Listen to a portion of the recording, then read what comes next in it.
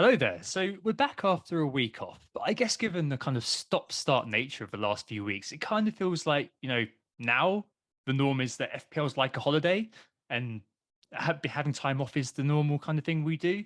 I suppose we're going to be rediscovering our love of the game soon, though. Hot anticipation of the second quarter of the season coming up just before the World Cup. I'm sure we'll be very sick of it again very soon, though. So, yeah, enjoy the break while you can. But we're back and here to talk about FPL and get our heads back into the game. I'm joined by Lucy, of course, but also a guest today, second appearance on the pod, and probably one of the top 2 or 3 FPL managers in my eyes out there. It's FPL Salah, aka Abdul Rahman. Hey, Abdul, you all right? Yeah, good, Tom. Yeah, some high praise there. Thanks very much. Very warranted praise, though, Abdul, I feel. Yeah, no, Lucy's up there as well. Lucy, I think you're probably, I would say, top 5, top 6 as well. No, but very kind of you. You're the GOAT according to Hindu Monkey. Yeah, well, yeah, he has to keep me sweet because he has to work with me, so you know how it is. Anyway, it's great to have you on. We are Who Got the Assist. You can find Tom on the main account at WGTA_FPL, and you can find me, Lucy, at Lucy Hynett with 2 T's. On the pod today, we have a bit of a Where Are We section with a short look at the state of play at the moment. We'll be looking ahead to the second quarter of the season before the World Cup, and we'll discuss the key teams and players for that period. Abdul is on his wildcard, so I'm sure he'll have plenty of ideas here. Just so you're aware, we're recording on the evening of Monday, the 26th of September, so everything can change right now, including Abdul's wildcard.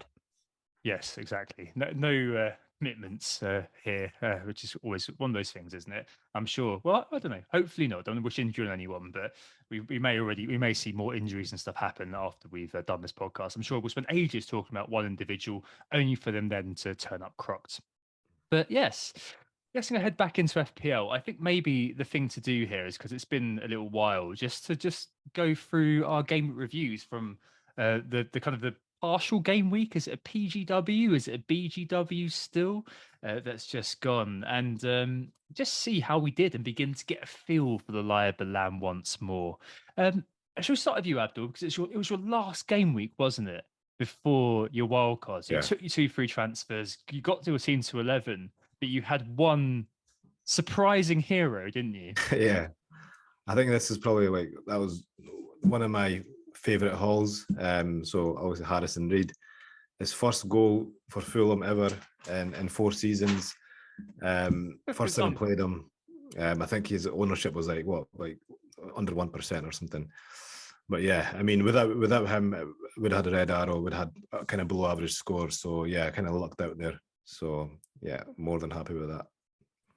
What moves did you make for the 2 free transfers? So the 2 free transfers were Mitrovic and Saka that came in. So I took out. How did I take out? It's been so long. Actually, I forgot. It does feel like a long time ago. Yeah. But just give me 2 seconds. I can't remember it. Yeah, sorry, it was Salah and Archer to Mitrovic and Saka. And obviously, I'd committed with taking Salah. I'd committed to using the wildcard this week. Cool. And where are you overall? I'm on about 200k now. So I was before the game week, I was at 355k, and then I went up to 220k. So yeah, so it was a decent start.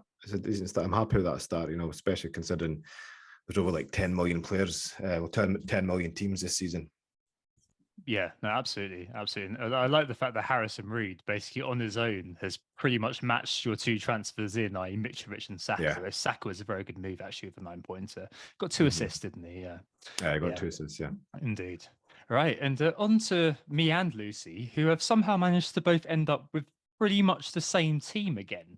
I think the only difference is Zaha over Bowen and Soufal over, another 4.0 and Emerson that I've got. I mean, Lucy, how did you end up on your team? Did you? We haven't copied each other, have we? That's the weird thing. I was thinking about this because you've asked me to explain it. And I think once we both decided, I think that the points of divergence for game week 8 wildcarders was whether you wanted Kane or KDB. And as we both decided we wanted KDB, I don't think there were actually that many points you could diverge on once you kind of made that decision. So it really came down to those fourth and fifth defenders that you just mentioned, the third and fourth midfielders, and a striker. I think, funnily, we both said, oh, we'd quite like to keep Jesus, and then didn't. But basically just for that fixture run from Isak. And then it was just really which three of Bowen, Maddison and Zaha you fancy taking. I couldn't afford to have Bowen and Maddison and not go, and keep kind of a full team. You've had to like really scrimp at the back to afford it. So I guess, yeah, my lower budget there has forced me into going straight to Zaha, which I'm not really that bothered about because I don't really like planning in a whole load of transfers, which I felt like a lot of game week 8 wildcards were doing. They were like stacking in a load of planned transfers, which, as we're about to find out with Isak, can come unhinged quite quickly. So I think that's, basically how we ended up with basically the same team. Yeah, so 62 each. I think you're still like, is it one haul beneath me, something like that? I think I'm 62. Yes, I'm seven points behind you. 7 points behind. How many thousand difference is that? I'm 62K for me. 126K. It's ridiculous how bunched up we are, isn't it? I'm sure Abdul, you must be like 15 points behind me, something like that. Like really, really close, and it's just having such a huge effect on the OR. But yeah, as Lucy said, very similar teams. I opted for Bowen over Zaha just because I could fit him in with two 4.0s. So Emerson and I think I kept Nico Williams. We both got 62 points this week. And I suspect Bowen will be the one that most people on wildcard, and we'll find out later if it's true, but I suspect Bowen will be the one that most people aren't really interested in for this wildcard. I think it would be back to Zaha and back to other areas. But yeah, 62 points for me and up to 62K, which was just okay. I mean, it wasn't amazing. Like when Jesus, and particularly when Saliba scored, I think that's when the rank, from what I remember, I think I was kind of at 20K or something before the Arsenal game, and then Jesus scoring. Okay, that was evened out by Isaac, but the Salah 15 points really did kind of mess with it. Yeah, and I sold him on wildcard, so that really stung. Yeah, top scoring defender at the moment as well, Salah of all people. So let's move on to the main topic, which is kind of just, I guess, looking ahead to the second quarter. And that sounds really American, doesn't it? Something about it just sounds incredibly Americana. Abdul, did you lose? I lost Tom in that intro. I think his connection went. Am I still here? Yeah, I did go a bit fuzzy. Okay. No, it was okay for me, which is probably the key. But okay. Yeah. Okay. Well, let's move on to the main part of the podcast, which is about the second quarter and how it looks going forward. Something very American sounding about that, isn't there? The second quarter, a very kind of business meeting sort of thing. But hey, I mean, it's what we've got to go with. Otherwise, it's the second half of the first half of the season. That's not particularly snappy. And I think it's probably just worth seeing where we are and kind of doing a where were we before we start to look forward. And I guess I just wanted to talk quickly about how we characterize the season thus far to see whether we've learned anything or whether we're able to assert anything about how the season looks and feels. So, as I mentioned a couple of pods ago, the forwards have seemed to have made a serious resurgence recently.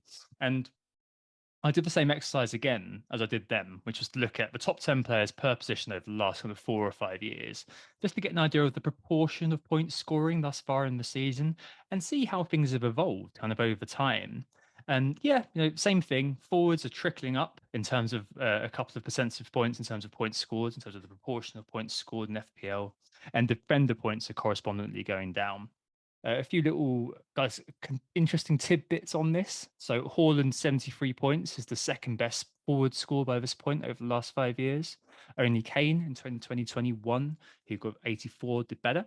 And Pope's the highest scoring goalkeeper on 38, which is on par with most years really. And Saliba, as I mentioned, is now the top scoring defender. And his 44 points now is basically par for defenders over the last kind of 5 years. For example, he outscored Trent, who by game week 10 in 2019-20 had only 42 points. He went on to score 210 points this season. I'm not very sure that Saliba's going to do the same. One really interesting thing I did pick out, though, was KDB, who's the highest scoring midfielder at the moment, with just 45 points. Looking around in midfield, at this point in the past, the number's actually been far higher.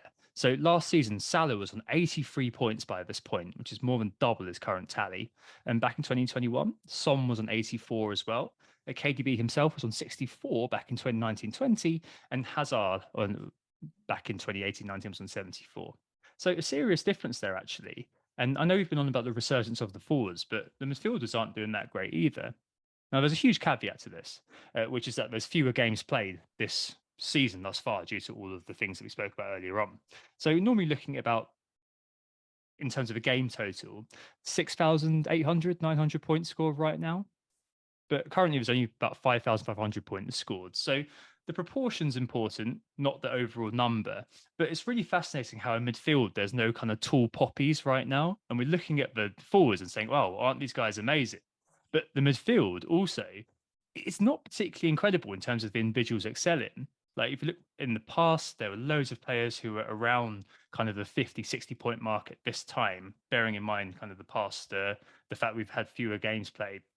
Looking at midfield squads in wildcard squads as well, you've got like Madison, Zaha, Bowen last week, who are more fixture punts than anything else. So the forwards have done pretty well. The midfield hasn't really started very well, and defenders haven't either. And I just don't think at the moment, I mean, I'll see what you think in a second, Abdul and Lucy, but I just don't think at the moment we've got enough information to pass judgment on how the season's going to go.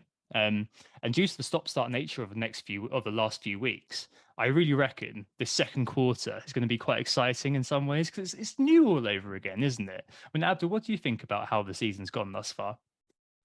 Yeah, I pretty much agree with what you've said, Tom. I just think that the start of the season has been kind of unprecedented because just the way, obviously, the FPL have priced the players and the way the fixtures have fallen, especially for the bigger teams, we've not really kind of had any decisions to make. I mean, I made my first transfer in game week 5, which is crazy, even for me. Like even me being quite a conservative, patient manager in general, even that is just madness to me. So yeah, I mean, I think now it's starting to kind of break up a bit, as you said, that the forwards have come to the fore. Like we had that, the likes of Isaac, Tony, even Isaac's injured. We know he's injured, but he was an option, and then even the likes of Solanke, Mitrovic, have kind of coming to the forefront now. And we all started kind of big at the back, and you see now with the game week 8 wildcards, and I think more specifically with the game week 9 wildcarders, a lot are going down to 3 at the back. Some 3 at the back, some 4 at the back. So yeah, it's breaking up now, which I think is good. And the way the fixtures are falling, we've got good fixtures for the likes of Bournemouth, Palace, West Ham, Leicester City. So we've got players to pick from teams outside the top 4, which we didn't have in the first 7 game weeks. So yeah, I think you're right. I think it's gonna diverge a bit now, which is always good. As template queen, Lucy, I mean, do you think that this is a good thing or a bad thing that we're about to go off on different pathways? I mean, personally, it's a bad thing, but I hear that people like making decisions weirdly. So, for that reason, it's probably a good thing. I think, as we were saying, it's just coming to an end of a particular phase of the season, and then I think it'll start to shake up a bit. I think the fact, and Abdul just touched on it, the fact that a lot of the big teams had really straightforward fixture runs kind of eliminated a lot of the decision making, whereas now I'm sure we'll get into it in a bit more depth in terms of which teams to pick, but there are a plethora of kind of bottom half teams who look like they have favourable fixture runs, and with that there's always a bit more uncertainty, a bit more risk about who you should pick and who might provide the points. So there's kind of an opportunity there to accelerate if you call those right, and obviously the flip side being that things can go wrong if you get them wrong. Yeah, no, I really hope it does get that way. I mean, obviously, I benefited from the fact there's been very few decisions, and I started off on game week 1 very well. But it certainly has been a time period, as you both reflected, that the conversations have been a lot about there being a strong template, and that mixed with fewer games happening has meant that expectations have become very kind of fade. So I'm very interested to see how the second quarter of this first half of the season is going to go, because I think things will change a lot. There's been a break. There's also been this national break, the first one of the season. I think hopefully we'll be looking at kind of a new start in loads of ways for lots of different things in terms of players, teams, and us as FPL managers. I guess the only spanner in the works is game week 12, obviously, which is the one thing that we thought we'd have a straightforward run now to the World Cup, and it now looks like we're going to have to plan around this awkward gap, which is obviously taking in Arsenal and City, who are two very popular teams for good reason because they're performing well. So I guess that's the only thing to dampen our enthusiasm for this next bit. Yes, indeed. I think that game week 12, I think these kind of, the fixture runs, the way it's kind of set out, and that game week 12 blank is like a huge advantage for us kind of engaged managers. I think from like up until this point, you'd say the less engaged managers are kind of kept up due to the straightforwardness of it. But I think that game week 12 is going to catch a lot of people out. Like the less engaged managers, I think that's going to give us, that advantage we need, because as we kind of touched on, over the last few years, with the game growing and with the amount of information out there, it's harder to get that edge. And I think opportunities like this, give us that edge. So I'm quite glad that we have that blank there. I think it's going to benefit us. So how are you setting up for it, Abdul? Let's move on to kind of looking ahead. And I guess a good point to start is your wild card. Let me just bring it up on screen here. How are you setting up for it, and how are you trying to anticipate all of the rocky road that we're going to be going on ahead of kind of the second quarter beginning? Yeah. So I think, honestly, I think that most of that wild card kind of picks itself. Like, of the only decisions I've really got to make now are the goalkeepers, which I'm really, really unsure on. The fourth and fifth defenders and Solanke. I think the rest of it, is probably quite similar to game week 8 wildcarders, apart from Salah and Trent. Yeah. I think that was one of the main reasons I want the kind of wildcard in game week 9 as well. I think that Brighton fixture at home could potentially be huge, because Salah's ownership is going to be, so low now that we've probably not seen his ownership this low in the past 4 or 5 seasons. I'd say past 4 seasons definitely, and Trent's ownership is going to be at his lowest point in a long time as well. So yeah, I think shall we read the wild card out actually, just for the pod listeners? Yeah, if you don't mind. Yeah, so at the moment I've got Guaita and Everson in goal, and then I've got Trent, James and Cancelo at the back, and then I've got Nico Williams and Lewis Dunk. And then midfield, I've got Martinelli, Zaha, Maddison, Salah and Andreas. And up front, I've got Mitrovic, Haaland and Solanke. So yeah, at the moment, my decision, so that Lewis Dunk position could become Mark Guy, who's dropped to 4.3. It could be Kilman. It could be James Justin, who have all got good fixtures in game week 12, to cover me for that. Palace's fixtures are great. I know their kind of defensive stats have been quite poor so far this season, but if we're playing the fixtures, they have got fantastic fixtures coming up. The only worry I think with Guaita though is that I think there's been kind of rumours and talks of him maybe not being nailed, with Johnston there, and he could potentially get dropped. And then I've got Everson there in goal, who probably isn't first choice. He probably will maybe become first choice soon, but he isn't at the moment. So I think that's quite risky. I could well go Ward and Everson again. To be perfectly honest, could have Pope in there. So those are the positions that are kind of up in there at the moment. And the reason I've got kind of Solanke there, I think obviously, I've seen a lot of Solanke slander on Twitter recently, and I think he's a decent option. I think he's a 90-minute man. He's on penalties. He got like 29 goals and or 7 assists last season in the Championship. So he's a good player for his price. The price is the main kind of reason I've got him. He basically allows me a Cancelo instead of Trippier. So I really want Cancelo in there. So if I went, for example, Tony, who probably will be another popular option on the wild card this week. If I went Tony instead of Solanke, then I'd have to get rid of one of Cancelo and Trent, or possibly Martinelli, and I don't think I want to do that. I think Trent and Cancelo are going to be a total locks in my team. Up until game week 16, I think I'm going to want them up until that point. Martinelli, is the one who is probably most likely, to kind of miss out. But I just think at that price point, if for example, with Jesus, I think he's too much in terms of keeping him over that fixture run when we've got so many good forward options. But with Martinelli, I don't think there's anybody in that price bracket who's better value than him, and he's easily benchable. So that's kind of my thinking at the moment. That's kind of where my head is at. And as I said, just for probably like, the goalkeeper positions and the fourth and fifth defenders, which are kind of up in the air at the moment. Any comment on the goalkeeper specifically, Tom? Just interested, out of curiosity, no agenda behind that. I mean, we actually do have a question later on about goalkeepers, which I'm now going to bring up to here, which is PBS Punk, who asked if we can address the conundrums surrounding goalkeepers on the wild card. Yeah. I mean, I've had terrible experiences with Guaita. Absolutely terrible expected goal prevented last season, and I think the Johnston point is key, really, because I feel like he's only a couple of mistakes away from being replaced. Like if you've got a situation where you've got Edison Ortega or something like that, you're never worried that it will take a lot for that to happen. But with a capable goalkeeper who's been in the England squad, being the backup to Guaita, that would worry me. But I'm supposed to be buying a transfer, and plus Gahey, as you said, 4.3, like he's obvious bench fodder. I mean, the fixtures are very good, I know, but it's still, it's Crystal Palace, it's not like you're missing out on a Man City player to do that.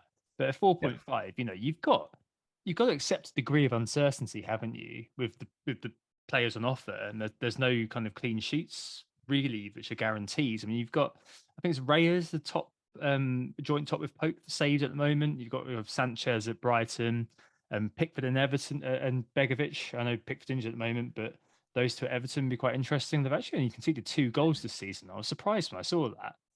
Very awkward team to play against, it sounds like, at the moment. Those grizzled veterans, Tarkovsky and Cody in the centre. And then you're really down to stuff like Neto at Bournemouth.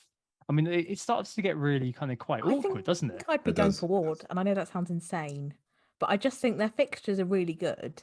Yeah. And I just don't think Rodgers can hang on that long. Like, surely it's coming soon. Surely. Yeah, and honestly, like at the moment, I'm kind of really. I mean, I could very well, go with Ward and Everson because, as you said, Lucy, their fixtures are great, and as you just said there, Tom, it's like that it's just really, really slim pickings. And I liked your evidence shout because I did actually think about. I actually think Pickford and Begovic isn't a bad shout at all. Because Everton has kind of seemed to have kind of. Playing a lot more tighter now, just kind of seeming, getting that goal and sitting back. They're not really got the players to kind of, play any sort of, flair football or, attacking football. So, and Pickford's always good for saves. So yeah, it's just, I think, that's, Pickford and Begg is a good shout as any.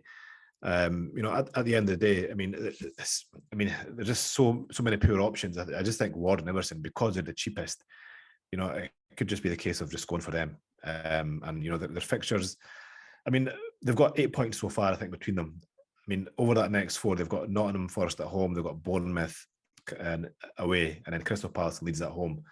Surely, it can't get any worse in the first 6 games, surely. I just don't know how long Rodgers is going to hold on for. I mean, there's definite merit if you're going to 0.0 because you've got Salah and you've got Trent there. That's not an issue that me and Lucy had to deal with in game week 7 and 8. Loads of people have 0.0'd and now have no route to Salah beyond like a -4 or a -8. Yeah.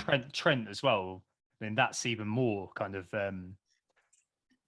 surgery that needs to be done for people who have that team, the game week 8 sort of wildcard team. So yeah, having a 0.5 and just reinvesting that elsewhere and just going, you know what, goalkeeper, whatever, 1.2 point, absolutely fine. Elevate the rest of the 10. That is a sound strategy, really, especially given the fact that you can pack in the players you just described that you've got in your wild card, being able to pack in all of those players and having that kind of ridiculous back three of Trent, James, and Cancelo. That's pretty damn decent, isn't it? Really. So absolutely makes a lot of sense. Plus Salah this week. I mean. Let's talk about Liverpool for a second, Abdul. Like, I guess the next few are a little bit dodgy, and they've got obviously City in game week 11. Do you project that they're going to improve significantly? Because I think that's definitely something that, from what the prior evidence was, meant that game week 8 wildcards like Lucy and I just kind of thought, well, it's probably not worth including them here. Yeah, see that's the big difference between a game week 8 and a game week 9 wildcard. It's just with the Liverpool boys, and I think to answer your question, they will improve. I believe they will improve. By how much, I don't know. They've got Thiago back now, so they did seem a lot better. Playing a lot more fluid against Ajax. When he was back, and yeah, so I just think it's worth the gamble because the Brighton at home fixture is great. If they bang in that, then everybody's going to be bringing them back in again. If they flop, then they've got Arsenal, Man City next. So it is a bit of a gamble, but I think it's one that's really worth taking. As I've seen before, you're not going to get Salah and Trent at that kind of low ownership. Probably in a long time, and the potential is there, for huge hauls. So I think it's worth the risk, and I think Liverpool they've just been too good over the last few seasons just to kind of write them off after like a few bad games. They have had a lot of injuries, at the back, the midfield. So now they've got a few players back. They've had a nice kind of long break. I think I do think they'll improve, but it's probably a bit of hope there as well. But if you just look at their team, Tom, I mean, they're bound to come good sooner rather than later. You know what I mean? Yeah, definitely. I mean, so I had a question actually from Desperately Seeking Duzan, who asks, FPL Salah, you're called FPL Salah. So what do you think about him this season in real life as much as FPL? Obviously, the data's still there. We know that. But what's your view of his kind of overall positioning? And why are you including him? Is it kind of a legacy of kind of faith in the guy, or is it something that you or believe is going to happen going forward? Or is it just because your Twitter's called that, so you've got to have him in no matter what? No, I mean, like, I'm called FPL Salah, and I'm a big fan of Salah, obviously. But I mean, when it comes to kind of FPL and decisions, there's no sentiment in there. There's no loyalty there.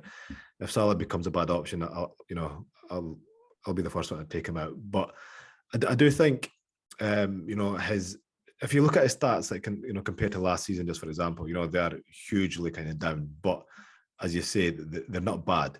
Okay, they're probably not up to his kind of high standards, and I think again that's more kind of to do with the way they've kind of set up. He has been playing a lot more wide, but he's still getting in those positions. He's still kind of popping up in the box, and he's only really blanked against. So he blanked against Crystal Palace in game week 2, right? Which is a home fixture. Which you expect him to do well in. Scored against United.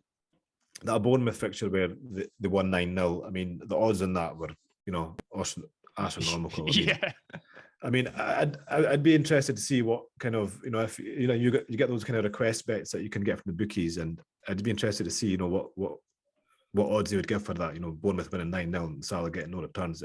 It'd be like kind of lottery odds, right? So that's like a one in a lifetime kind of event. So I'd put that kind of down to an anomaly. And then he scored. He got 2 assists against Newcastle. And he's a whisker away getting the goal against Everton as well. So again, if he scores against Everton, I don't think it's as big a disaster as people are making out. It's a bit of a recency bias there as well. So I'm not too worried. I just think he's just like Liverpool. They've got too much in the bank. He's done so well over the last 4 or 5 seasons that we need to give him a bit more time. I'm not worried about him kind of regressing to like half the player he is or that. I think he'll easily get maybe 15 to 18 goals again this season, if not more. So I just think it's a matter of time. Okay. I mean, Liverpool's still third for XG and also XGA this season, despite only playing 6 games. So absolutely, it seems like the underlying data's there. And Salah's obviously, I think, in the top 5 at the moment for non-pen XG as well. Definitely worth it. And I guess there's a question here as well from James Carroll, who asks, which second premium you're going for. I suppose just to kind of slightly change that question, why have you gone for Salah over, Kane or Kevin De Bruyne, who would probably be kind of shouts in this position? I just think, I simply think Salah's the better option. I think he's if I thought Salah was regressing and has become a poor kind of a much poorer FPL option, and then I'd go for Kane and KDB. But I still think despite his kind of shortcomings in in the first kind of few game weeks, I still think he's a much better option than Kane and KDB. And he's got the higher goal threat than KDB. Then he's got the assists over Kane. Yeah, so just simply I think he's a better option. And I'm not like I'm not as worried about Salah as most people are. You know, as you've probably seen on Twitter, you know, there's a lot of hyperbole around, you know, Salah losing it and not being worth the price. And okay, he's not been worth the price at the moment. That doesn't mean he won't be in the next few games. Okay, excellent. I mean, Lucy, for us, game week 8 wildcarders, I mean, what's your view? Are you looking, because we both left money in the bank, didn't we, to do KDB to Salah whenever we wanted? Are you as tempted to bring him in? Obviously, both got Isaac to deal with, but are you kind of a bit tempted, feeling the FOMO about this Brighton game and Liverpool in general? I mean, where do you stand on them? I'm with Abdul in the sense that I think the extent of Liverpool's drop off has been vastly exaggerated. And I do think he's right that Thiago will improve things significantly, because it's really in midfield that you've noticed on attacks that they look particularly poor. So I do think that's the case. My real problem is kind of what Abdul just touched upon, in the sense that if they don't fire in the Brighton game, it looks a bit awkward for them in terms of having Arsenal and City, and then you'd kind of naturally gravitate back to them anyway after that. So I'm kind of at the moment a position where I'm inclined to hold on. If obviously you're on a wild card, it's a much simpler suggestion, and I would probably take the gamble on them. But if you're like you and me and you need to use a transfer to do it, and you've probably got other issues, because most game week 8 wildcarders have got some kind of issue, then I'm just taking them out of the equation at this point. I think it's a perfectly sensible decision when you're on a wild card, but I just don't think it's offering me enough to tempt me to use the transfer. I'm just going to keep the money in the bank for now, I think, really, and see how it looks in a couple of weeks, knowing that I've probably got some other higher priority things to look at. Yeah, definitely. I mean, big game Kev for both of us, Kevin De Bruyne, is in both of our teams. And I think that, you know, obviously did play 290s over the international break, and Salah was excused from second game in Egypt. So that's definitely one to consider. Yeah. But nonetheless, I think I'm likely to keep De Bruyne, and need to keep an eye on what happens ahead of the Southampton game, because there's the Copenhagen. I think they're playing Copenhagen either side of that. So where does, if there is, I hate predicts Pep, but if there is a rest to come, where would that be? That's kind of a question that's been floating around a little bit. But I think I'm probably still with Lucy at the moment. I think what I'm looking to do is probably Son for game week 11 for KDB to avoid the City Liverpool game, captain him for that week, and then back to Mo in game week 12. But definitely hear what you're saying there, Abdul, about this week. I like the fact that there's a huge kind of upside. You know, Salah's like less owned than Trent at the moment, like 35%, I think it is, and even that in the engaged manager set is. I can see your tweet now. I can visualize it in my head, like Salah. I've got the drafts already. I've got all the drafts made up already. Salah as a differential, like full stop, nothing else. Yeah. Oh god, I can just see it happening. Yeah. Don't worry, I've got them all saved up, just ready to split out once Salah bangs again. But yeah, it's certainly a decision to make for KDB owners. I think for you guys, it's a really tough one, because Man United at home I think that's a good fixture. If you look at the bookies odds this week, they're actually the favourites to score 2.5 goals, 50%, and they're also like the second favourites to keep a clean sheet. So United at home is still a good fixture. Then they've got Southampton at home, which is fantastic. And obviously the Liverpool fixture can kind of go anyway. I think that'll be kind of high scoring. So I see that as a good fixture for KDB as well. I think he'll play the next 3 as well. And I think because they've got game week 12 off, I think that's where he'll get, you know, the whole team will get their rest. So yeah, certainly a tough decision for those who've got KDB. I just find it hard to even, I don't know if you agree with me, Lucy, but I find it really hard to even begin to make the case that any fixture for Man City at the moment is a tough one. And I just, you know, I maybe would be kind of taking KDB out for the Liverpool game. But equally, I kind of would know that, for example, Salah would be a great I know that Haaland would be a great captain in that game, because you can get so much space because of how Liverpool play. So, yeah, it's certainly very interesting. I mean, I guess I feel like we both have to make our bed and lie in it, don't we, Lucy? I think the real problem here is, well, not problem. The real factor here is that Haaland, for the foreseeable, seems to be our captain. So if that's the case, it almost takes the pressure off this decision to a certain extent, because we don't need to worry too much about if you were going to bring Salah in, you'd have to captain him to make it kind of seem worthwhile. And I don't really have an appetite for that either. So at this point, I'm probably sticking with KDB and hoping that works out. But I do agree that there is a massive opportunity if you're on a wild card to go with Salah and Trent and see what happens. And even like owning KDB at the moment is actually like the kind of the safest option if you're looking at if you're into the the effective ownership. Especially like in the top 100k, KDB is going to be more owned than Salah. Yeah, and he is going to be the safe option. So really, you're taking a risk. Actually, it sounds weird, but you're taking a risk by bringing Salah in for a home fixture against Brighton. But yeah, I guess it just depends on your risk appetite, doesn't it? All right, let's look at another player that you mentioned. I love the way I think it's just your accent, but I just love the way it came out. The Solanke slander. Solanke slander.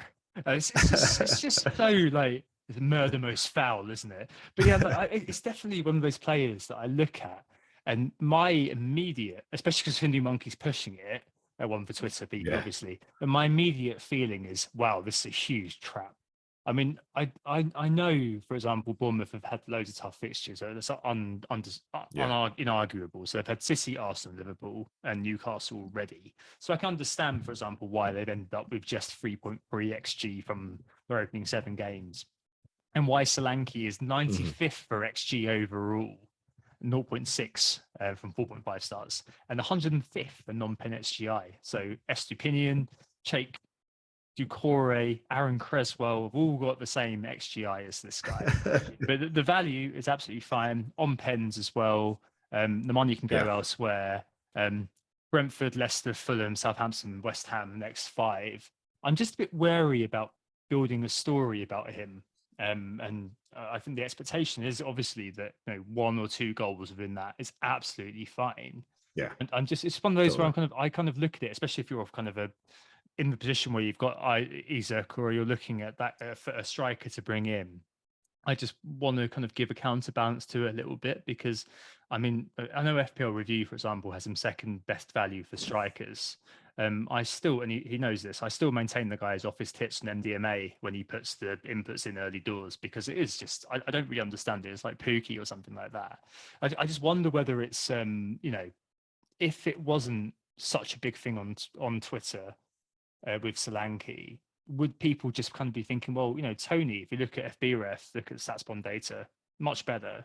Is it really just the fact that he's just enabled stuff and we're kind of just hoping the fixtures work out, versus the fact that the pricing's quite kind, you can put a decent team together otherwise?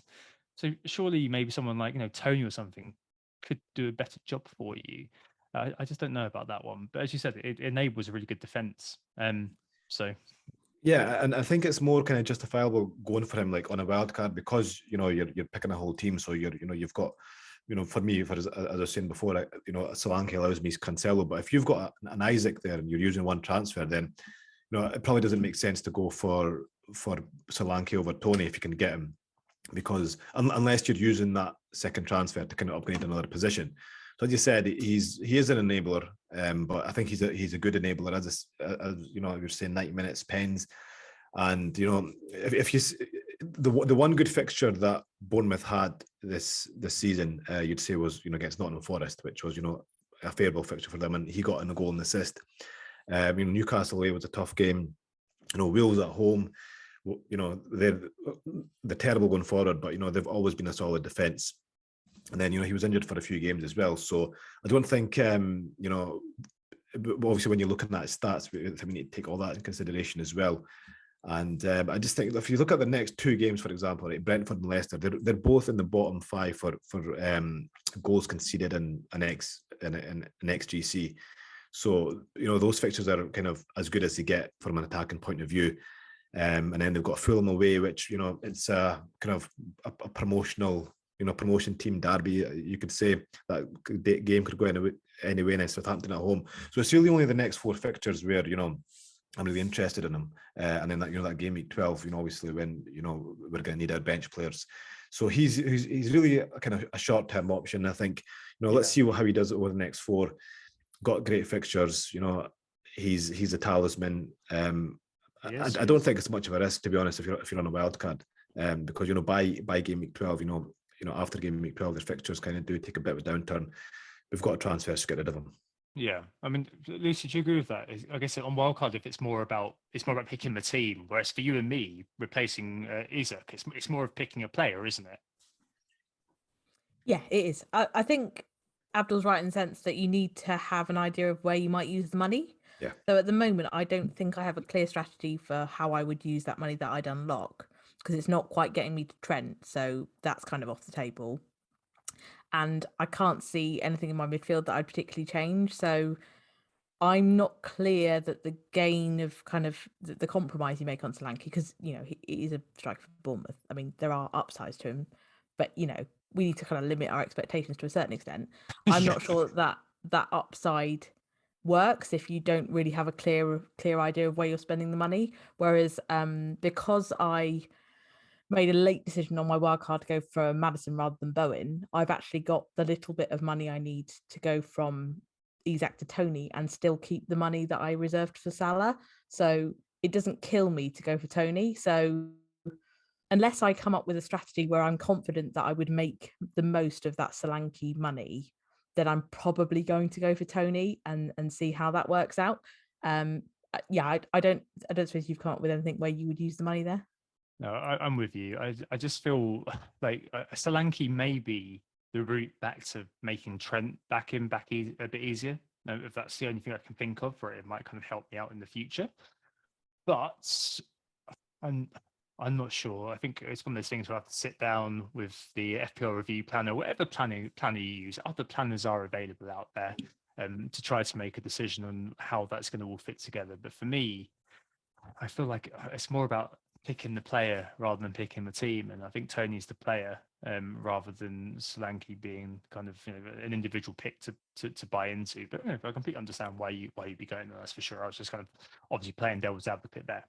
So I think a couple of other things we should probably quickly mention are the second quarter. We'll come back on to players in the questions because there's quite a few, and we've already touched on a few of the questions, to be honest. But we'll do it. With the World Cup approaching and you know, really on the horizon now, what impacts will we see? I think Qataritis could be quite an interesting one just to bear in mind, just because I think that's going to be the COVID of this second quarter. Like, I think the smallest quibble to preserve fitness for wildcard will be raised and players won't be playing. And there are even reports today, for example, that Argentinian players were going to ask to be excused for the final game week pre-World Cup.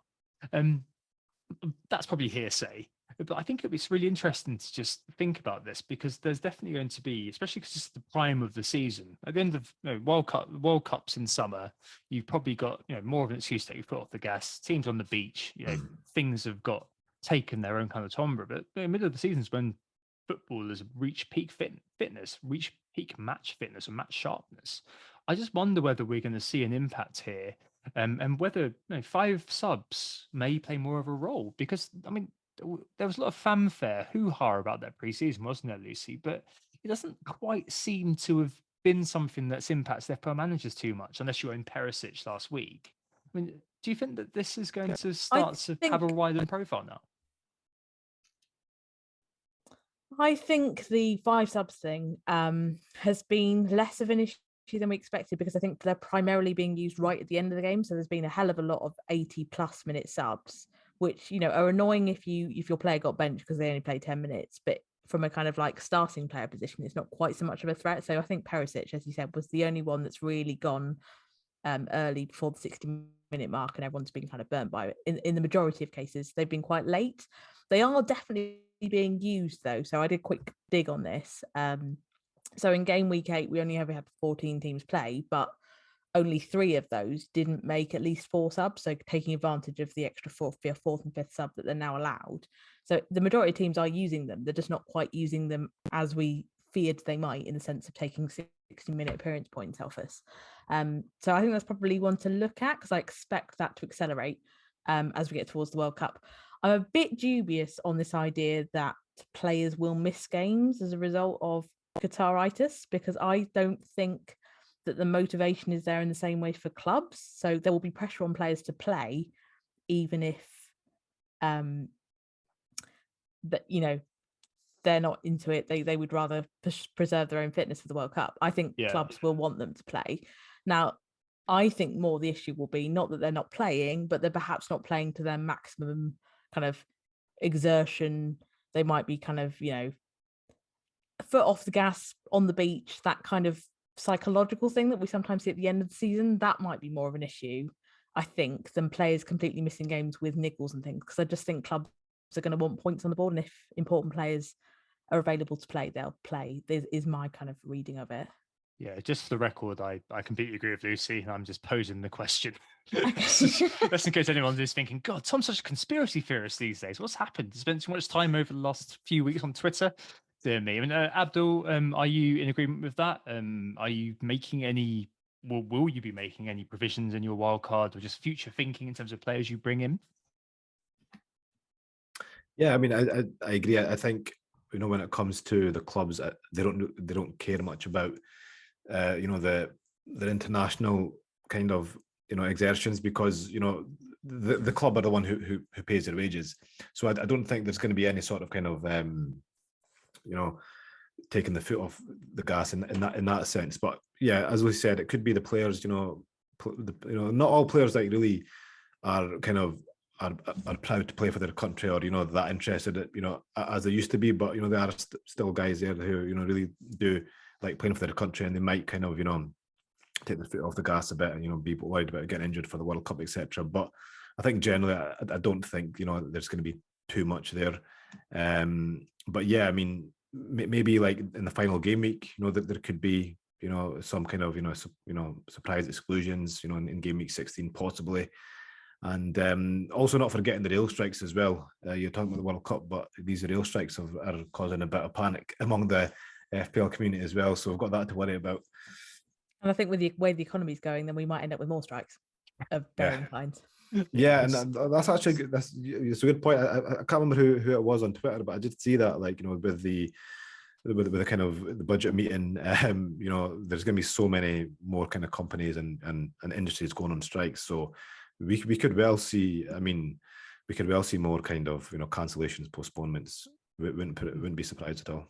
Oh, can't wait. It's going to be a very fun ride, isn't it? I mean, famous last words, just to summarize. Yeah. But it's mad because we thought with COVID going, it was like, you know, all going to get back to normal, but all fine. Trustonomics will save us. Yeah, I mean, famous last words, but I think it might just be quite an interesting time overall. I wrote fun initially in my notes, but I think interesting is probably the right word.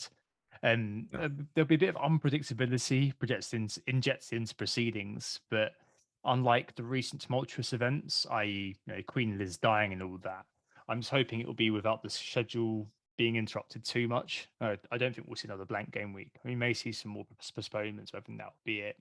I think ultimately it's just been strange how serene the start of the season has been, and how kind of hard to read the season has been thus far. But I think it will begin to reveal itself as we go, and it will reveal itself, and then we'll all end up rethinking everything after the World Cup break. So yeah, not very long to go. So it's the second quarter now. But yeah, but we're interested to see how it goes. Right, let's take a break there, and we'll come back to do the mini league update, market forces, and take your questions just after this. Great, so we're back, and it's time to look at the market forces. I mean, obviously, it's been a bit of a hiatus, so the market's been quite slow. It's definitely not true anymore that during this national break you make loads of money and you can build your wildcard team value. I think that whoever says that is just talking nonsense. But nonetheless, there has been some movement in the market. Incredibly, William Saliba, the top scoring defender and the goal scoring defender last week, 215,000 transfers in for him. So Arsenal defence is starting to become quite a worrying thing if you don't own one. That's for damn sure. Second, Trippier, another one who Abdul was overlooked sensationally on his wild card, bought in by 180,000 managers this week. Followed by Maddison, 172,000. Tony, I think that he will start to gain even more traction because of the Isaac injury, 168,000, and Zaha, 158,000 transfers in. I mean, Saliba, Trippier, Abdul. I mean, Trippier's in a lot of teams now. Trippier and Pope, indeed, are in a lot of teams. Is that Newcastle defence something that you've thought about and thought about trying to wedge in? Yeah, I mean, I don't think I'm too interested in Pope simply due to his price. I think he's at 5.2 million now, and I just think he's probably a bit too much for me. But with Trippier, I think he could be worth it. I just don't think Newcastle's fixtures are as good now. I think for Game Week 8 wildcarders, that Bournemouth fixture was really attractive. But they've got Fulham away next, which you'd probably fancy Fulham to score there, and they've got Brentford at home, which is looks like a good fixture on paper, but I think Brentford have been really good going forward. They've actually been in the top 5 for goal scored and XG. So again, I don't see that as a great fixture. Then they've got Man United away. Then they've got Everton at home, which is okay. And then they've got Spurs away. I think, honestly, over the next 5 game weeks, I can maybe see 1 or 2 clean sheets max, which is why I'm not kind of too hot on them. Trippier could still well make it into my team. I just think with his attacking threat, he could be worth going for. But yeah, I'm not too hot on them. I think if I wildcarded last week, then Pope and Trippier would have been in. Okay, that certainly makes sense. And in terms of transfers out, Gabriel Jesus still continues to be sold ahead of that game week 12 blank. Almost 200,000 transfers out for him. Mo Salah, 181,000 transfers out for him. I don't think we're going to see another drop to 12.9. So we're going to do the best price you'll get from all season. I'm 100% sure of that. Marcus Rashford, 150,000 transfers out. Trent, 148,000 transfers out. So again, 7.4 for Trent, with the best price you get from all season. Probably not going to the World Cup now, is he, to be fair? So he'll have a nice break during December. And Zinchenko injured and also out of 145,000 teams. So yeah, pretty reactionary, I guess, in some ways. And a lot of the time as well, just kind of moving towards that new template we're seeing. Second thing, just to mention very, very quickly, is the mini league update. Up the top this week, well, 2 men up the top actually. Bruce Leah with Dividendino United and Robin Hill by Jonathan Arkless, both on the 508 points. So 500 mark after 8 game weeks is very, very good going. Bryce stays where he was up 63 points. Jonathan joins him there by the end of 73 points this week.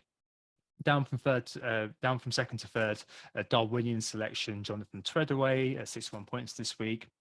Up from 15th to 4th, David Barnes with Let's Be Avenue. Like that. 70 points for him this week. Brought in Son and De Bruyne for Luis Diaz and Salah. So a big boon there, especially with Son's hat-trick off the bench. In joint fifth, I should say, Pure, Hakon Satra, I think he's just named that to test me, and Prazinari, Nikola Kristic, both got ace 2 this week. Both did pretty damn well, actually. I think Hakon used his free hit, which is quite unconventional, actually, for last week. Maybe off Twitter. Maybe that's just my Twitter head speaking. In 7th, up from 17th, Matt Clark, Czechoslovakia, 65 points for him this week. In 8th, down from 5th, it's I Am a Football Team, Ed Straw. In joint 9th, to round it off, there's 4 individuals: Mourinho Sigurdsson, Red Devils, Jack McMillan, Robin Smith, and Kit Ranjan, and Andy Mayhegi back in the top 10 again. There were 4 wildcards used this week, so quite a lot of movement going on, and quite a few interesting captaincies as well. So Ed Straw captain Trippier, Andy Mayhegi captained Isaac, Mitrovic captain for Jack McMillan, 65 points with a captain blank. It's pretty damn good, isn't it? But yeah, captains are all over the place. The top guy, Captain Trippier as well. So winning that penalty did a lot for him.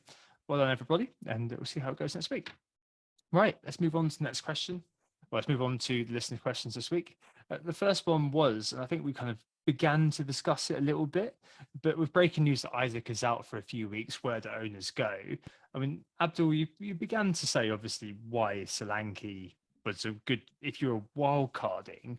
But if in your situation with just if it's somebody just making one move like me and Lucy perhaps are going to be, it's not 100% confirmed that Isaac's out, but all of the journalists sources are saying so.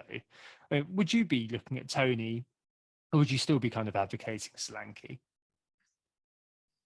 I think I would probably. I mean, if you've got like a solid plan of what to do with that extra cash with Solanke, as you said, if you're able to upgrade like to get a Zaha or a Maddison or a Trent or somebody, then yeah. But if you can't get to like a really good, if you can't make use of that money, I think this week then Tony would be top of my list for sure. Obviously, if you've not got Mitrovic, then him as well. But I think almost everyone has Mitrovic now. So yeah, I think in a nutshell, Tony would be the top of my list if I had Isaac. Can you get behind Solanke, Lucy? I think I've kind of got to kind of mention this. I think Solanke on a wildcard makes sense. Solanke with the free transfer, I'm less. It is literally just what you can do with the money. I was just having a little fiddle while we were speaking there. I could just about stretch to Trent as a result of getting Solanke, but then I'd be closing the door to Salah. I think you've got to have a lot of money sloshing around for it to be that useful. Yeah. Or you've got to have, say, where, for example, Abdul's got Zaha and Maddison. I've got Zaha and Maddison. You've got Bowen Maddison. If you had a cheaper person in one of those slots, then you've clearly got a bit more money around, so you could make more use of it. Probably by getting one of those players in. So I just don't think that in the typical structure you will be able to make use of that money. You would need to hold it for a couple of weeks and kind of chip away elsewhere to really make the most of it. And I'm not sure now is the right time of the season to be doing something quite convoluted like that, because we know that in game week 12 you're going to need to be prepared for a bit of kind of hokey cokey around City and Arsenal players. So yeah, the more I talk through it, the less keen I am on Solanke, but I do think on a wild card I would have him. Okay, yeah, I agree with you completely. I think just obviously we said about this earlier, but just to kind of put it together into one thing. I've just got that feeling about Solanke, it might not quite work out. I think probably Tony's the one looking at the data. Fixtures are all right. They're not great, but they're all right. Brentford looking all right themselves, so they're sit for XG overall. And Tony himself, 7th for non-pen XGI in the league, plus on penalties, and can do a very, very good free kick too. It does mean, though, Lucy, unlike you, I need to dip into that Salah back fund. I'm just hoping that De Bruyne steps up and rises again to correct that. But I think he's probably the only one. I mean, I've seen a few people raising the prospect of Patson Daka, for example, just because Leicester have got very good fixtures.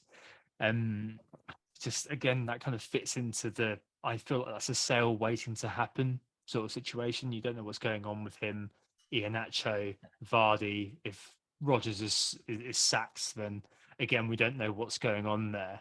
I just find myself really wishing once more that Palace had a striker who was recognised as being the main man, because Edouard Matissa. You've got him in Zaha, haven't you? I know, but Zaha often plays as a striker. He's sort of, But he's a midfielder. He's a midfielder on FPL though. That's the problem.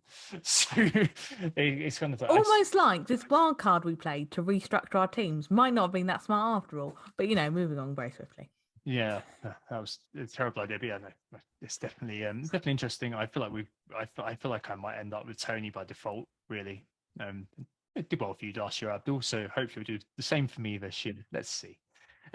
Next question. Adam Pritchard asks, which teams will benefit most from the mini break, and if there's anything we might take from it. So he said he's thinking about Chelsea and Brighton. What do you think here, Abdul? Because there's quite a few teams I mentioned earlier. Those two, Leeds United, etc., who have just played 6 games. Do you reckon they'll benefit and thus be interesting to us FPL managers? Or the break in game week 8, you mean? Yeah, the breaking game week 8, and also time to just kind of reset. Yeah, I'm not sure. I mean, I think it can go both ways. I think you could say, that they've got a bit more rest, or you can make the argument that they've lost their rhythm, kind of thing. If because they're used to kind of playing every week, and missing a game week isn't something that they're used to. And there could be a bit rusty coming back. I don't know. I don't know how to answer that question really. To be quite honest, I mean, I just think it's probably just chance really. I mean, I think it can work both ways. I mean, to pick up on the teams that Adam highlighted in terms of Chelsea and Brighton, I think it's likely to work very differently for those two teams, given that for Chelsea, it's kind of a decision they've made, whereas for Brighton, it's very much an enforced change from a manager perspective. And from everything I've read, De Zerbi is a very different style of play to Potter, like that it will require quite a transition. But I think Brighton's fixtures took them out of the equation anyway, so you don't have to worry about it. But if they hadn't, I don't think I'd be touching them for the very reason that they're in big flux. Whereas it's a bit more straightforward for Chelsea. They've got better fixtures. Potter was their man kind of thing, so be less of an issue. But I don't really see at this stage of the season where they haven't had a huge number of games to get through yet. I can't really see a mini break being particularly significant from a kind of fitness perspective, and therefore I think it's more likely to be something that kind of jars momentum and stuff. I think, a lot of managers at this stage of the season talk about, momentum and all those kinds of psychological things that you want to gather rather than needing lots of breaks necessarily, especially when the European fixtures haven't really kind of taken off yet. So I don't think it's going to be a massive positive for teams. The only team I did think it might be positive for is Leeds, just because they were kind of having to blend a lot of players together at the beginning of the season. You've already got a manager that's been there for a little while, so you've kind of got a established style of play. So it might be that they benefit in the sense that he's got time to work through tactics with them. Their fixtures aren't terrible. They're quite good to 13. They've got a decent fixture in Leicester in 12. So I think Leeds are probably one of those ones we're maybe overlooking slightly. Sinistera, I see mentioned by a few wildcarders. They could do all right out of it. But yeah, I don't think that the mini break is as useful at this stage of the season as it might be later in the season. Okay. I mean, I think that to some extent it could actually be a good thing. So the break can also be quite good for a manager, especially at Brighton and Chelsea, to work his way in and establish a new rhythm. Because for Brighton, the rhythm was working, but for Chelsea, it really wasn't. And for Liverpool as well, it's definitely one to bear in mind because, as Klopp said, and have you seen our rhythm? It's probably not a bad thing if this is disrupted. I mean, Chelsea, I think, are actually quite interesting. So Arsenal and United games are coming up in game weeks 13 and 15, but they're both at home. And if you look at the fixture list, if they are back to full strength, there's nothing really that worries me about them. I think maybe we're guilty of shortcutting based on the FDR cutters. But you've got Palace, Wolves, Villa, Brentford next 4. If Chelsea were doing really well, we'd be looking at that run of games and thinking, oh, wow, why don't I have more than one Chelsea player? And I'd be really interested in Sterling, actually. So he's 9th overall for non-pen XGI in the league thus far. I know Chelsea are performing pretty poorly in the overall XG. I know they're less than the likes of Everton and Palace and just above Leicester. But I'm sure that the fixtures plus new manager may point to a resurgence. Like as I said last week, there's no way we can kind of look at it and think, this is what's happened over the first 6-7 games. Therefore, that's going to be that way for the rest of the season. But Sterling would be really interesting, given the I don't really like. up. Sorry, I thought you had a gap there and you didn't have a gap. It was your connection. I don't really like how Potter's using Sterling, or at least from that first game we saw, he looked like he wasn't playing wing back, but he was playing like a kind of hybrid role where he like plays winger, but then he's kind of like the whole length of the left wing at times. And he's quite expensive, so you've got to be pretty sure that he's going to do well out of it. And I just haven't seen enough, and I would need more than a couple of games to be confident on it. He's quite, it's quite a lot of money to invest in someone that I think will be used quite tactically flexibly because he's quite intelligent from a tactical perspective, and you see managers use him in quite different ways because of that. So I get what you're saying about Chelsea in the sense that I would expect improvement from them, but I don't exactly know who you would buy apart from maybe for fun at 4.4. I can't really see huge obvious picks because I think it's likely that Potter will rotate and mix it about a bit while he works out what he likes. So I'm just a bit cool on Chelsea, even though the fixtures are very good. Yeah, none of these players are right now, that's for sure.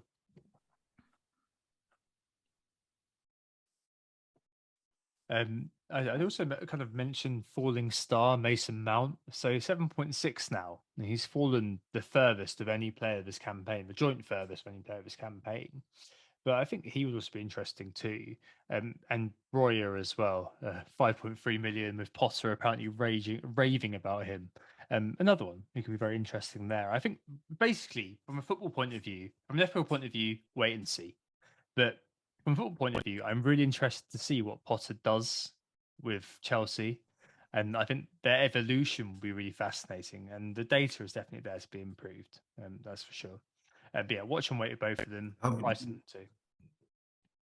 Yeah, I think Chelsea have got a lot of potential in that, as you mentioned, Broja, and then you've got Kepa as well at 4.4, who could possibly, take Mendy's place. He's not been playing well, so yeah, there's definitely options there for Chelsea. But we didn't get really much information last week.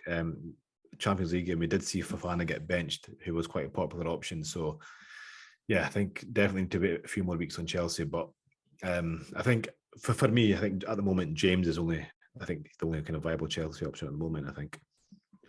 Yeah, straight in everyone's team and was doing just looked very good basically under Mr. Potter. Right, next question. We haven't mentioned them at all this pod thus far, but Man United's Tom Campbell asks how we feel about them in general. He says Rashford's still affordable. The defence looks like it's coming back to some semblance of solidity with Martinez and Varane working well. From a long-term horizon, any interest from an FPL point of view? I mean, Abdul, what do you think about United? I know you're a fan. Yeah, I'm very happy with what Eric Ten Hag has done so far. He's clearly got them playing, much better football, and they're a lot more compact. They're winning games now. But yeah, from an FPL point of view, not really at the moment. Defense, midfield, or the forwards. I don't think there's anything interesting at the moment. They've got City next, and they've got Everton away, and then they've got Tottenham and Chelsea in the next 4 as well. So fixtures wise, it's not there. I think it's maybe one to look at, maybe game week 14 onwards, or maybe after the World Cup. I think Rashford will definitely kind of be a good option from the attack. I think he'll be the one to own, looking at his price and the position he's playing in. But maybe one for kind of in the next few, next 4 or 5 game weeks, or possibly after the World Cup, but not at the moment. I mean, I don't have a lot more to add other than, yeah, I agree. I think just picked out that they've got Forest, Wolves, Bournemouth after the World Cup. So that seems like a nice time to have them. If you so happen to have some free transfers in the approach to the World Cup, they've got Villa and Fulham the 2 game weeks before the World Cup. So, if you were looking at final punts before you get to reset your team, maybe they might be worth looking at that point. But because of City in game week 9 and Spurs in game week 12, I think they're pretty much off the menu until that point, really. Yep. Hopefully the instability will fade by the time we get there. But they're aggressively mid-table in terms of XG and XGA. I mean, I think that will improve. Yeah, it will. Improve. Yeah, exactly. I think they're going to be a massive consideration because of that Forest, Wolves and Bournemouth trio after Limitless, or however we want to call it. So I think they're going to play a big role in our wildcard then. I feel like it might be quite interesting.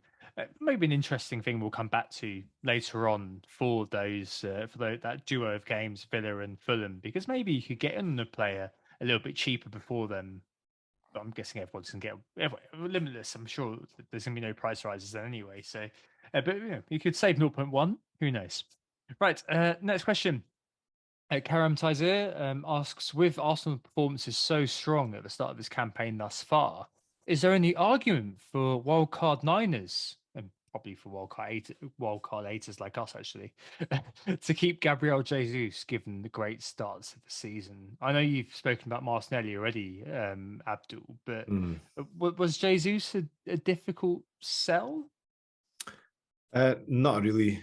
As I said before, and like earlier in the pod as well, Tom, it's just his price and the fact that we've got other good forward options there at a cheaper price. And again, the only reason I think Martinelli could possibly stay is due to his price, and the fact that he is the kind of the best option, I think, in that price point. Arsenal could do well over the next, the Tottenham at home, I could see goals in that, so I wouldn't be surprised if he kind of hauls in that. Liverpool away is tough. don't see them getting much from that. And Leeds away is, you know, a kind of fixture where it could go either way, I think. So yeah, I think for me, Jesus is quite an easy sell. Martinelli not so much. And then when you look at, you know, the defensive kind of options as well, you know, they wouldn't be a hard sell for me either. I think you know, much better options. Okay, let me turn it around a different way to you even, Lucy. I think that we're probably, with the game week 12 blank, I think it probably made a lot of sense for anyone to sell. What about buyback? I mean, I think that second best team in terms of XG, second best team in terms of XGA. Surely, Lucy, there should be some sort of plan to buy the players back in, especially when it comes to the Jesus. I think there needs to be a kind of semblance that you're transitioning back towards them at some point. I don't think Jesus is he's not performing at a level where I would need to have like a solid plan for getting him back. I think the closer we get to game week 12, the harder it is to justify keeping any Arsenal players apart from Martinelli, because you're going to want 2 City on the bench, aren't you? So Martinelli and 2 City, presumably. So, you know, that's off the table. And then, yeah, when you come back to it, I just don't think that I'm that worried about it, that I definitely need to have a way to get Jesus back. I mean, Saints Forest is a great 13-14 run, but I don't feel the sense of urgency that I might have if other strikers weren't doing quite well. It may be that Tony blanks all of the games to that point and I think, oh, I do need Jesus back. But right now, I'm not panicking about it. I'm kind of hoping that it kind of happens fairly organically. And in 15 and 16, they've got Chelsea and Wolves away, which is, you know, probably tough as you get from an attacking point of view. Yeah, it's one of those I've assigned to future me to sort out. I know that certain planners out there. I can imagine Ben Crellin just being like, "What are you doing?" But I just feel like it's one of those where I will sort it out when I'll cross that bridge when it comes to it, which is definitely anathema to so many individuals out there. But I mean, Jesus, throughout the course of the season, whenever you look at, you know, live FPL, your cavalcade of bastards, all those players who are going to hurt you week to week, he's always going to be high on that, isn't he? It's still 70% ownership. And I think he's going to be engaged ownership will definitely decrease, but throughout the course of the season, Lucy, it's going to be quite high. Yeah, he's going to be one of those zombie team people that just lurks all season, taunting you with his points. And you are going to have to accept that sometimes he's going to do well, and that's not going to have a positive impact on your rank. But I don't think that I've seen enough to say that he deserves a run before the World Cup. I think after the World Cup, you can look at it again. But I'm not panicking about that one. I think you just have to take a couple of hauls maybe on the chin, and not worry about it too much. If there hadn't been that blank, then you might have had a bit of a different story to talk about. But I think he's been pretty much taken off the menu by that. Yeah, fair play. I'm still second for non-pin XGI this season, Lucy. Better than Harry Kane, Kevin De Bruyne, Mohamed Salah. That's very true. Yeah, still pretty good. They have had really, really favourable fixtures though. They have, much more than the people you compare them to. Yep, definitely worth throwing in. Right, final question, and one from your fellow countryman, Abdul, FPL Libero, Chris. Is there any way, I think we probably covered this a little bit, but it segues us on nicely to transfers and captains, so I'm going to ask it anyway. You bet against Haaland with Salah versus Brighton. So Lucy and I think, are going to not buy Salah this week, so I think we're both going to be on Haaland. As I said earlier on, I'm not sure I'm buying that any game against City is an easy game for any team at the moment. But I mean, what could you build a narrative for yourself, Abdul, to captain Salah against Brighton, or is it still Haaland, just do it, and then Salah's a great differential? It's a tough one this week. I'm really kind of torn. I'm definitely not kind of, set on Salah captain. As I said, with Haaland, I mean, the last 2 games with Nottingham Forest at home, and then who did they play off that again? Basically the 2 home games where Haaland scored, I captained Salah. So I'm still feeling the kind of effects of that. So yeah, I've kind of got that in the back of. I think Salah is the better option this week, right? I think he is the better option, but I just think, with Haaland, it's just it could be a bit too risky. His effective ownership, he's going to be the highest captain, I think, this week again. Again, I don't see the need to kind of go against him, this week, because I think Salah will be a differential enough, I think, with his ownership. So yeah, I'm really kind of torn at the moment. I could go Salah, I could go Haaland. At the moment, my captain armband's actually on Solanke. But obviously I'm not going to captain Solanke, but I'm just really kind of torn on Salah and Haaland at the moment. So yeah, that's one for later on in the week.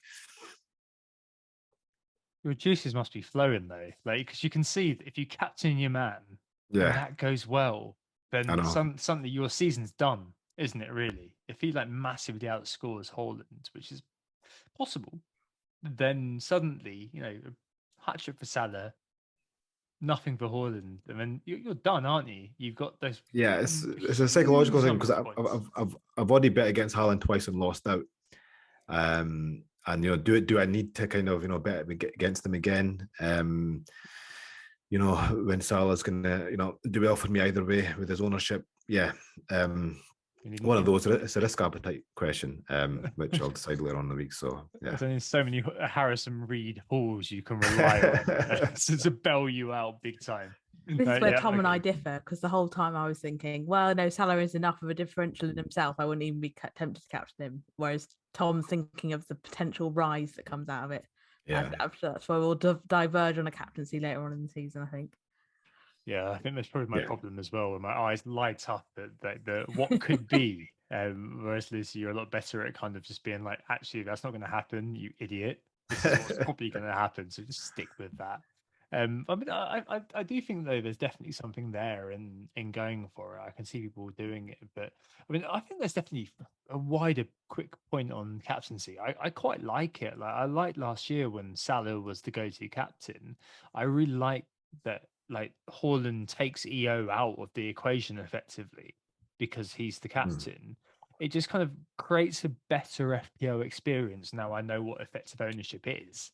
It makes me feel better about the fact that basically all of my players are now going to be worth cheering on. Like the worst thing I find every week is when you come across those weeks when, remember when Trent was owned by close to 99%, 100% of people, when Salah was owned by a massive amount in terms of effective ownership, and you were kind of hoping your players, obviously there's a few occasions, but last year with Trent, I think it was Bowen and Antonio and all that sort of thing, when there are multiple players with over 100% ownership. Like I really like the fact that all the ownership is vacuumed up by one guy, and the rest of it just becomes like, oh, there's gains everywhere. As long as Jesus doesn't score, which is effectively the zero-sum game we're in now, it's all good. I like that. It makes FPL a lot more enjoyable for me, rather than hoping that one of my players doesn't score, which seems a bit kind of anathema to why I play FPL. So would you like, if you were to change the rules, would you take the captaincy out? Yeah, I would. Yeah, you would. I just don't like it.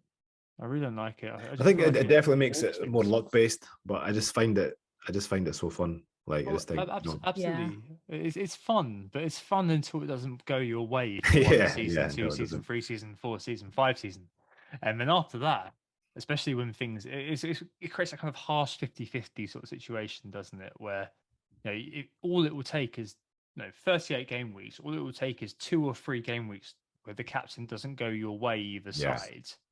If you get on the wrong side of 3 of them, then suddenly you're not able to recover from that because you've lost so many points.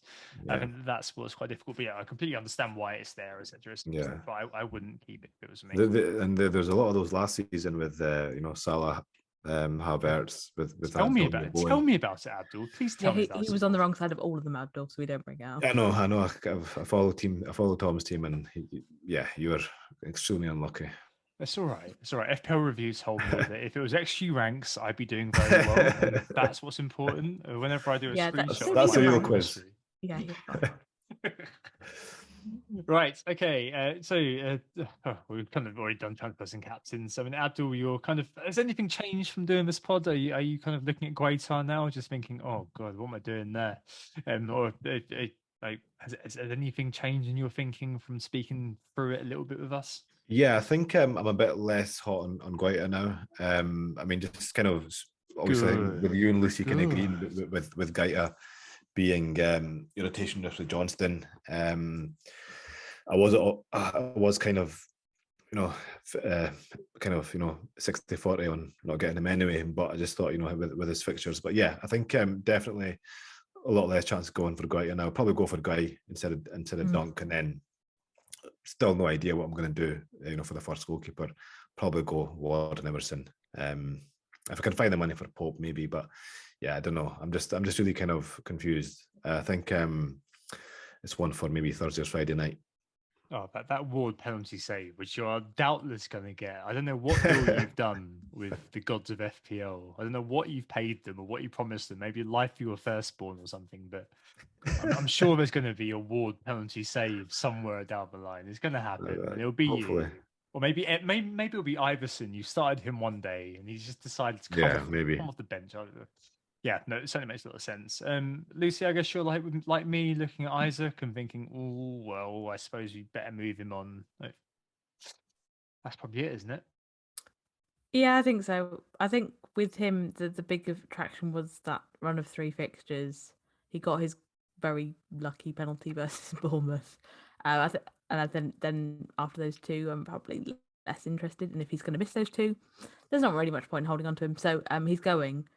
I just need to work out if I can get anything interesting out of the Solanke money, because if I can't, then it will be a straightforward swap to Tony, knowing that I had that 0.2 very fortuitously waiting to be spent.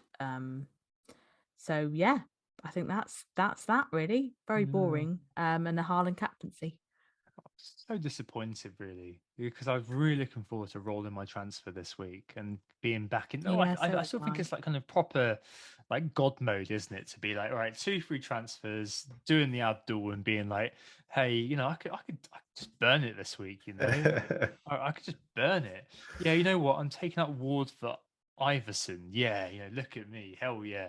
But now it's just not the case. And then next week, I'm hoping I can roll it because I want to get to 2 for that game week 11 sort of dodgy time, and then be able to not really have to throw the baby out the bathwater and make loads of changes. I really don't. I'm normally so hit happy, but this year I just kind of feel like I don't really want to be that way anymore. It's my influence. Yeah, maybe it's just Lucy making me into a new man. Who knows? Right. Well, I think on that note, it's that's your lot this week. Thanks very much for listening, everybody. Really good. I feel like I've kind of gotten back into thinking about FPL again a little bit. I'm not going to go off and make a Isaac sale here, but nonetheless, definitely a lot to think about. And yeah, hopefully that was useful. Thanks so much for coming on, Abdul. Really good fun to have you on again. I'm sure we'll have you on again before long. Brilliant. Thank you. Thanks again, Abdul. And thanks everyone for listening. We were Who Got the Assist. You can find us on Twitter at WGTA_FPL, or you can find me at Lucy Hynett with 2 T's. If you enjoyed listening to this, please like and subscribe to the podcast. For new listeners out there, if you think you'll be coming back, please hit that 5-star rating across platforms like iTunes and Spotify so more people can enjoy the pod. Yes, go ahead and do that, please. Thank you very much for listening, and we'll speak to you again next Sunday, I think. Because I'm out on Monday. Yeah, next Sunday, I think, will be when we'll speak to you again, just before the Leicester Forest game. But we'll still have enough there to speak about. All right, hope to see you. Speak to you very, very soon. Farewell.